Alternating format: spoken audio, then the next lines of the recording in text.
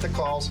You'll eventually get the 20% back. That Silver Connect card is going to pay her co-payments. Remicade, I believe, is an injectable, and her hospitalization co-payments. And tell them to turn his Part B on.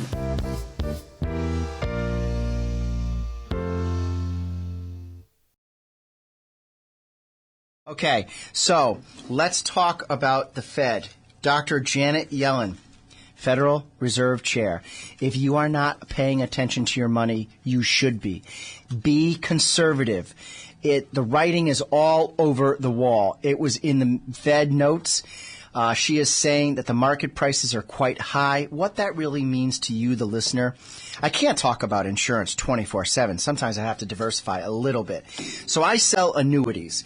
Annuity is an insurance product. What an annuity is buying a window of time, whether it be 5 years or 7 years, and you can pay the money up front, which is called a SPIDI, Single Premium Immediate Annuity, a SPIA. Single premium immediate annuity is when a physician or a very affluent, even could be a construction owner. I have a couple Naugatuck construction owners that have taken out annuities. I sell for Prudential. I sell for ING. Some John Hancock, but their loading costs are quite high. So here, just write it on here, bud.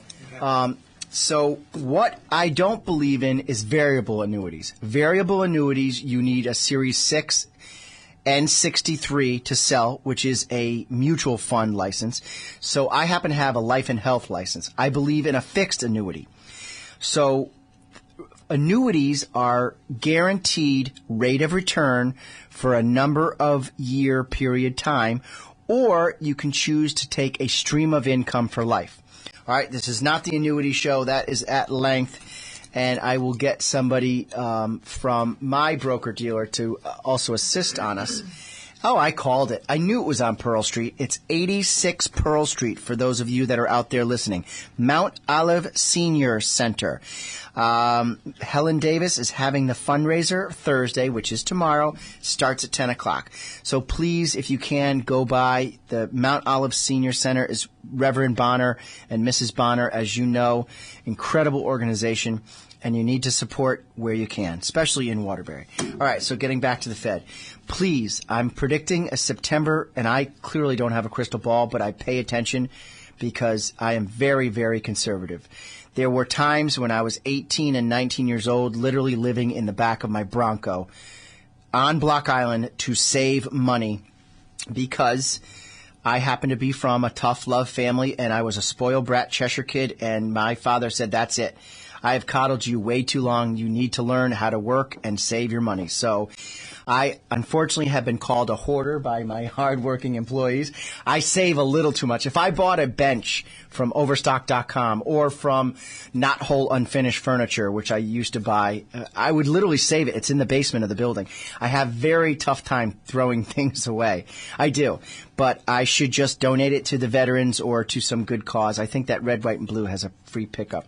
And they are on me about clearing out the place. But anyway, if you're a bit of a hoarder, conservative person like me, please, if you have anything risky, this is not the time to be fully loaded in tech stocks.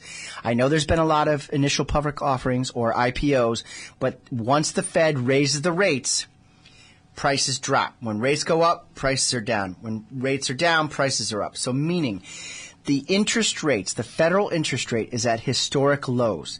It is historically around 3 to 6%. I don't know many of my mortgage homeowners, and I'm sure I don't know anybody who's got a 3% mortgage fix, but around 5 or 6 is common. Once the interest rates are risen, that means you're now going to be getting higher interest rates on your money, which means more outlay for my seniors. We're already being squeezed enough. So please be conservative. Look into CDs. Look into conservative annuities. Look into the good old-fashioned bank account. Please remember that the FDIC limit for a bank account is $250,000. So for those of you that are super conservative, husband and wife, put one account in one name, one account in the other. I've been told by my banks that if there's 2 names on the account, then the FDIC limits apply to $500,000. I am not a banker. That's where you ask your local Webster banker. But anyway, please, please, please be conservative. Do not do anything risky. Once the interest rates go up, it's much more expensive to pay for something. And you know that the old Fed chair, Ben Bernanke, has made this historic rate very low. The very low level was short-term and long-term interest rates represented the savior of the crash of '08. So, unfortunately, there are people in New York City predominantly that the stock market is doing well and the housing boom is starting to come back. So they feel that they should raise the interest rates to level the economy back out. All right, I've pounded that drum long enough. Now,